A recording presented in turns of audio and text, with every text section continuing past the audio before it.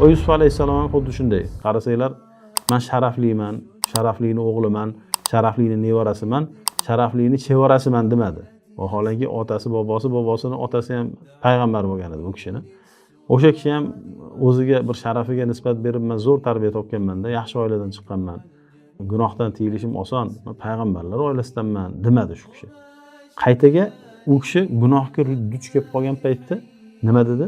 Qala robbis sijnu ahabbu ilayya mimma yad'unani ilayhi. Ey Robbim, bular meni chaqirayotgan narsadan ko'ra menga qamoq sevimliroq, ya'ni undan ko'ra qamalib ketganim yaxshi bu gunoh qilganimdan ko'ra dedi. Ya'ni zinoga chaqirgan ayollardan qutulishlik uchun-da. Va illa tasrif anni. Agar sen mendan buni burmasang, bu yomonlikni, nimani? Kaydahunna, ularning o'sha makrlarini bulmasang, asbu ilayhinna va aku minal jahilin. Men ularga moyil bo'lib ketaman-da, johillardan bo'lib qolaman keyin.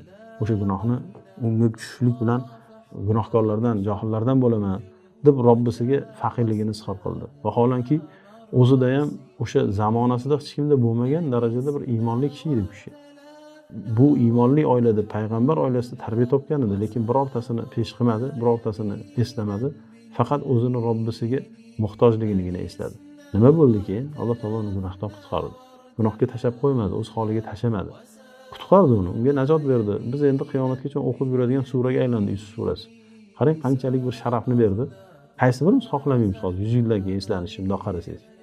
To'g'ri, biz eslanish uchun amal qilmaydi, lekin baribir odam bir yaxshilik qilgan edi. Shu bir solih odam bor edi. Masalan, ismi aytaylik Qobil aka bo'lsa, Qobil aka degan bir odam bor edi. Muvahhid edi, Alloh taologa doim ibodat qilardi deb 200 yildan keyin eslasa, uni o'zi emas, u avlodlari o'zi unga umuman bir 7 nasldan, ya'ni 7-naslda bo'lsa ham esla faxrlanib yuradi. Alloh taolo bu kishilarni minglab yil o'tsa ham tilimizda nomi chiqishligi ibodat safiga qo'shdi. Hozir Yusuf surasini o'qisangiz, har bir harfiga 10 ta hasana Payg'ambar sallallohu alayhi vasallam aytganlaridek. Ya'ni shunaqa ajoyib bir ne'mat bilan ne'matlantirgan, iftixorini izhor qilganda shunaqa balandlikka ko'targan Alloh taolo ularni. Ular o'sha Robbiga muhtojligini izhor qilib najot topgan bandalardir. Endi bular nabiylar, hozirgi aytganlarimiz payg'ambarlar. Endi biz kimmiz endi? Hop, shuncha bir daraja bilan, shuncha viqor bilan, shuncha haybat bilan, shuncha iymon bilan, shuncha tavhid bilan payg'ambarlar, "Ey, men muhtojman, ya Rob, meni o'z holimga tashlasang halok bo'lib ketaman. Meni qutqar" deb gunohga tushish bormi, bir olovdan qutulishlik bormi, suvga cho'kmaslik bormi, iymon topishlik bormi, hammasi Robbisiga o'zini havola qilayotgan ekan. Siz u biz kimmiz endi? Subhanalloh. Biz kimmiz endi? Biz emasmi o'zi muhtojroq bo'lgan bunga va Robbimizga ko'proq izhor qilish kerak bo'lgan, bu narsadan ko'proq o'zimizga nasiba olishga lozim bo'lgan odamlar biz emasmizmi? Shundan kishi yesa ham, ichsa ham, yemoqchi bo'lsa ham, ichmoqchi, kiymoqchi bo'lsa ham, nima so'ramoqchi bo'lsa ham yoki nimaga ega bo'lmoqchi bo'lsa ham hammasini Robbisiga nisbat berursin, o'sha ne'matni Robbisidan so'rayursin. Hali dilingiz to'lib ketgan bo'lsa ham Robbingizga iftixorni ko'rsating. Uyingizda bir dunyo molingiz bo'lsa ham Robbingizga hojatingizni izhor qiling. Shuni bilingki, qalbiga e'tiqodda bilinadi iftixor. Kishi 2 smena emas, 3 smena ishlasa ham, agar Alloh menga yordam bermasa, uyimga biror narsa olib kelishga qodir bo'lmayman degan e'tiqod iftixor deb nomlanadi. Va aynan Alloh taolo meni taomlantirsagina taomlanaman deb e'tiqod qilishlik iftixor deyiladi. Bu xoh kiyim bo'lsin, xoh undan boshqa bo'lsin, barchasidagi to'g'ri e'tiqod shu. Hatto tavbamizda ham unga muhtojmiz. Bularni barchasi bir lahzada olib qo'yilishligi mumkin. Qancha odamlar o'zi tushunmay qo'yapti, qanaqa qilib boshiga halokat kelib qotganini. Va olib boshqasiga berib yuborishi ham mumkin. Va in tatawallaw yastabdil qauman ghayrakum thumma la yakunu amsalakum.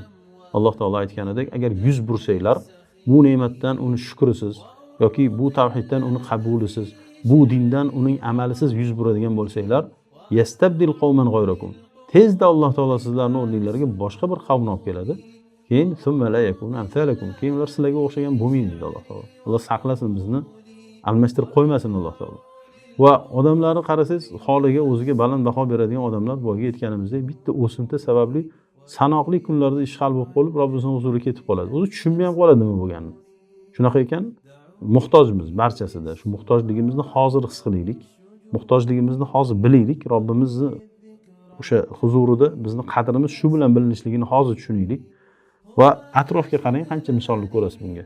Ulgurmayotganlarga, hech narsaga imkon o'sha topolmay qolganlarga va bir pasda yo'q bo'lib qolganlarga hammamiz guvohmiz, qancha odamlarni bilamiz.